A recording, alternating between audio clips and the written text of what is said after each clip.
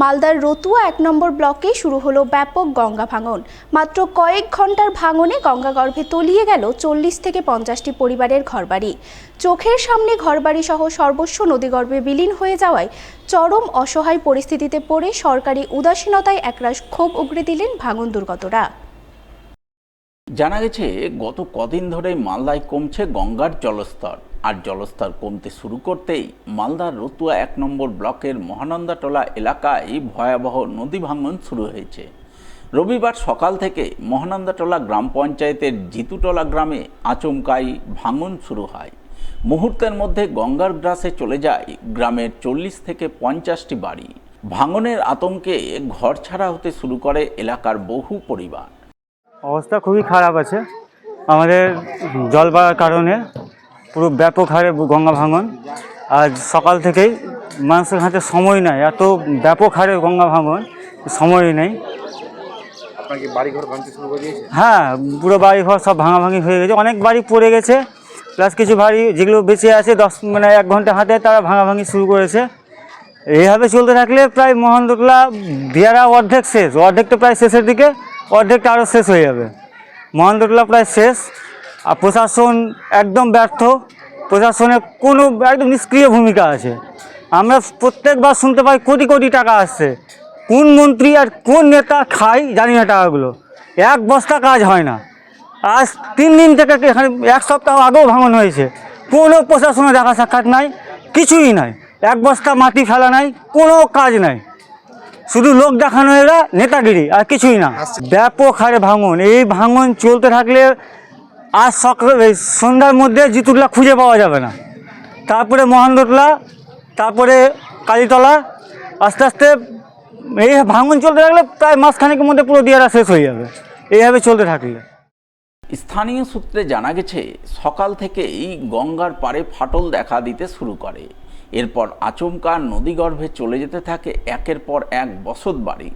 পরিস্থিতি এতটাই ভয়াবহ ওঠে যে আতঙ্কিত গ্রামবাসীরা ঘরবাড়ি থেকে প্রয়োজনীয় জিনিসপত্র, আসবাবপত্র, অন্যান্য সামগ্রী বের করে নিরাপদ জায়গায় সরিয়ে নিতে শুরু করেন। চোখের সামনে বসতবাড়ি নদীগর্ভে তলিয়ে যাওয়ায় কান্নায় ভেঙে পড়েন অনেকেই। সকাল থেকে নদী অনেক দূরে ছিল কালকে, আজকে আমাদের পুরো জিতুটোলা গ্রাম পড়ে যাচ্ছে। তাছাড়া আমরা ভাবতে পারলাম না যে আমাদের বাড়ি ঘর এইভাবে পড়বে। সিচুয়েশন, পরিস্থিতি প্রচণ্ড খারাপ। আর বর্তমানে না আমাদের কোথাও জায়গা আছে না বাড়ি আছে। আমরা সবাই কোথায় যাব? আমাদের ছোট ছোট ছেলে আছে, ছেলেগুলোকে নিয়ে আমরা কোথায় যাব? এখানে আমাদেরকে কোনো ব্যবস্থা কিছুই করে দিচ্ছে না, না থাকার কোনো বাড়ি না জায়গা, কোনো কিছুই ব্যবস্থা আমাদেরকে করে দিচ্ছে না সরকার। আমরা কি করব এখন বর্তমানে সেটা আমরা জানতে চাই। আমাদের কোনো ব্যবস্থা করে দিন। আমাদের জায়গা বাড়ি সব পড়ে গেল, আমাদের জায়গা বাড়ির ব্যবস্থা করে দিন, তাকে আমরা দুটো বাচ্চা নিয়ে কোথাও থাকতে পারি, ছেলেগুলোকে নিয়ে ভালো করে থাকতে পারি। আমরা বাড়ি থেকে সামান্য বের করতে পারিনি, আমাদের বাড়িঘর সব নদীতে পড়ে গেল। এখন আমাদের কাছে কিছুই নাই, আমরা কি করে কোথায় থাকবো বলেন? কোথায় থাকবো? আপনারা চুপ করে বসে আছেন, কিছুই করছেন না। প্রত্যেকবার বলেই যাচ্ছেন করব করব বলে, তাছাড়া আপনারা কিছুই করছেন না। এইভাবে যে আমাদের সব কিছু চলে গেল, আমরা এখন কি করি বলেন? আমাদের ব্যবস্থা করে দেন। আমরা জায়গা বাড়ি চাই। সর্বপ্রথম বলে দিচ্ছি, আমাদেরকে জায়গা দিতে হবে। আমরা এখন কি করব? কোথায় যাব বলেন? এইটাই আছে, আগে থেকে কেউ ব্যবস্থা করলো না, যে আসছে সে দেখে চলে যাচ্ছে। কেউ মানে বলছে না, খালি বলছে এই বেঁধে দিব, এই বেঁধে দিব, এই করে দিব। তো এতদিন থেকে সব এত বড় বাড়ি ঘর পরিবার সব রাইছাই হয়ে গেল। হ্যাঁ, আমরা কোথায় থাকবো বলেন তো বাচ্চা কাচ্চা নিয়ে? ভাঙনের খবর ছড়িয়ে পড়তেই এলাকায় পৌঁছায় ব্লক প্রশাসন ও পুলিশ। পরিস্থিতি খতিয়ে দেখার পাশাপাশি দুর্গত পরিবারগুলিকে নিরাপদ স্থানে সরিয়ে নেওয়ার উদ্যোগ নেওয়া হয়। ঘটনাস্থলে পৌঁছায় বিপর্যয় মোকাবিলা বাহিনীও। তারা ঝুঁকিপূর্ণ এলাকা থেকে বাসিন্দাদের নিরাপদ আশ্রয়ে সরিয়ে নিয়ে যান। স্থানীয় বাসিন্দাদের অভিযোগ, গঙ্গার জল কমার সঙ্গে সঙ্গে আচমকা ভাঙন শুরু হয়েছে। আগে থেকেই নদী ভাঙনের আশঙ্কা থাকলেও এদিনের মতো দ্রুত গতিতে ভাঙন তারা আগে কখনো দেখেননি। মাত্র কয়েক ঘন্টার মধ্যেই বহু পরিবার সর্বস্ব হারিয়েছে। এলাকায় এখনও ভাঙন অব্যাহত থাকায় আতঙ্ক আরও বেড়েছে। নতুন করে আরও বাড়িঘর নদীগর্ভে তলিয়ে যাওয়ার আশঙ্কা করছেন বাসিন্দারা। আমাদের গ্রামে কমসে কম 50 মিটার দূর থেকে 50 থেকে 100 মিটার দূর থেকে গঙ্গা ভয়াবহ তাণ্ডব করেছে। এখানকার মোটামুটি 25টা ফ্যামিলি বাড়ি সমেত গঙ্গা গর্ভে, ইট, বাড়ি, দরজা, এমনকি খাওয়ারও কিছু বের করতে পারেনি এবং আমাদের জমি জায়গা সম্পূর্ণ চলে গেছে। এখানে প্রশাসনের দিক দিয়ে কোনো আশ্বাস দিতে এখন পর্যন্ত কেউ আসেনি। হ্যাঁ, এর আগেই এসেছিল, অনেক কিছু বলে গেছে, বস্তা কি অমুক কি ধমুক, কিন্তু গঙ্গা বাঁধার জন্য কোনো স্টেপ লাইনি। এখানে কোনো কাজ হচ্ছে না। উজানের দিকে বস্তা বালি কিছুটা দিয়েছে, কিন্তু তাতে কোনো এই আমাদের গঙ্গা নদীর কোনো ভাঙনটা থামছে না কোনো হালতে। হ্যাঁ, আমার বাড়ি সম্পূর্ণ, 2টো বাড়ি, 3টো বাড়ি, জানলা কপাট সমেত, খাওয়া দাওয়ার সব সমেত আজকেই গেল। এরকম ভাঙন চললে আশা করি যে মোটামুটি 100 কোটির উপরে খরচ হবে, বা বাড়িঘরের সামান এবং এখানকার মানুষ যে আছে আর কোথাও কোনো আশ্রয় নিতে পারেনি, গরিব শ্রেণীর মানুষ আছে। হ্যাঁ, সেখানে যদি আমাদেরকে সরকার কোথাও জমি দেয় বা কোথাও রাখার ব্যবস্থা করে, সেটা আমরা সরকারের কাছে আবেদন করছি যে না, আমাদের কথাটা শুনে আমাদের কথাটা সরকারের কানে পৌঁছায়। হ্যাঁ, সকাল থেকে প্রশাসনের কেউ ছিল না। আমাদের স্থানীয় ফাঁড়ির ইনভেস্টিগেশন সেন্টারের আইসি এখানে ঘোরাঘুরি করে দেখছিলেন। প্রশাসনের পক্ষ থেকে পরিস্থিতির উপর নজর রাখা হচ্ছে।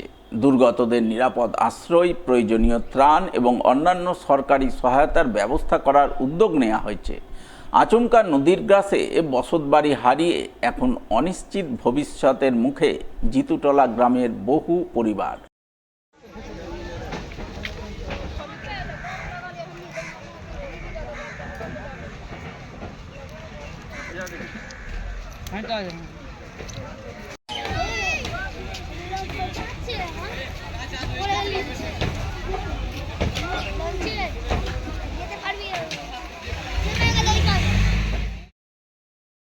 মালদার চাঁচলে রাজ আমলে প্রতিষ্ঠিত চাঁচল সিদ্ধেশ্বরী ইনস্টিটিউশনের নবনির্মিত মূল প্রবেশদ্বারের উদ্বোধনে নজরে এলো এক অভূতপূর্ব দৃশ্য।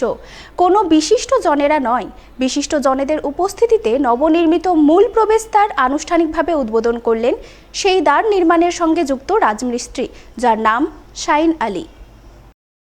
এদিন তিনি ফিতে কেটে চাঁচল সিদ্ধেশ্বরী ইনস্টিটিউশনের নবনির্মিত মূল প্রবেশদ্বার উদ্বোধন করেন। তবে শুধু তার হাত দিয়ে মূল প্রবেশদ্বার উদ্বোধন করানো নয়, স্কুলের পক্ষ থেকে রাজমিস্ত্রি শাইন আলীর নামে লেখা ফলক জ্বলজ্বল করতে দেখা যায় প্রবেশদ্বারে।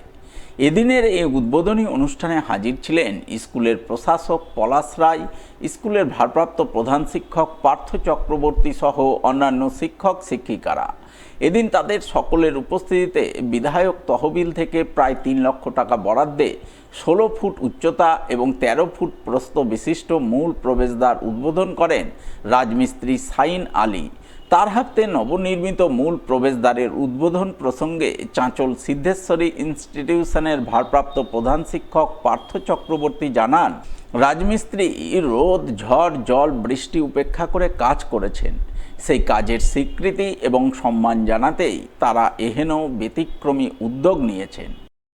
প্রথমে আমি জানাই স্কুল কর্তৃপক্ষকে আমার অসংখ্য ধন্যবাদ। আমি তো এইরকম গেট অনেক তৈরি করেছি, কিন্তু এই যে মাস্টার যে আছে, যিনি এখানকার প্রধান শিক্ষক, এরকম মাস্টার আমি কখনো দেখিনি যে আমার নামটা উদ্বোধকে দিবে। কারণ আমি অনেকই গেট তৈরি করেছি, কিন্তু আপনার নাম দেয়নি কোথাও? না, কোথাও দেয়নি। প্রথম দেখলাম যে এখানে আমার উদ্যোগে আমার নামটা দিল, রাজমিস্ত্রির নামটা দিল। এটা গেটটা তৈরি করতে টাইম লাগলো কতদিন? ম্যাক্সিমাম 1.5 মাস। তো এই কয় ভাগের হয়েছে কাজ এখানে? এখানে 12 সমিত প্রচণ্ড হারে কাজ হয়েছে। কত ভাগে কাজ হয়েছে? কংক্রিট কাজ হয়েছে এরকমই 2-3 ভাগে, আর যা গাঁথনি, প্লাস্টার, এগুলো হয়েছে 4 ভাগে। গেটের এই হাইট কতটা আছে, উচ্চতা? গেটের হাইট হলো 16 ফিট। আর এটা হলো 16 ফিট। প্রচুর সৌধ ঘুরে এসেছি, কিন্তু কোথাও দেখিনি যে সৌধটা তৈরি করেছে এত খেটেছে গরমের মধ্যে, বৃষ্টির মধ্যে, নানান কষ্ট করে, তার নাম কোথাও আমরা দেখিনি। আমরা কিন্তু চাঁচল সিদ্ধেশ্বরী ইনস্টিটিউশন শুধু একটা শিক্ষা প্রতিষ্ঠান নয়, একটি সামাজিক প্রতিষ্ঠান। আমরা প্রত্যেকটি মানুষ, বিভিন্ন ধর্মের মানুষ, আমরা একসাথে একভাবে চলতে ভালোবাসি। সেই কারণে চাঁচল সিদ্ধেশ্বরী ইনস্টিটিউশন যে ফাইনালি এই গেটটির পূর্ণ রূপ দিয়েছে, আমরা তার নামটা আমরা গেটে দুয়ারে লাগিয়েছি, তার স্বীকৃতি দিয়েছি, তাকে আমরা সম্মান জানিয়েছি যে সে যেন আরও এই দেখে যেন তার এই জিনিস দেখে যেন আরও যারা রয়েছেন তারা যেন এই সম্মানটুকু তাদেরকে দেন, যারা কষ্ট করে এই জিনিসগুলো তৈরি করে।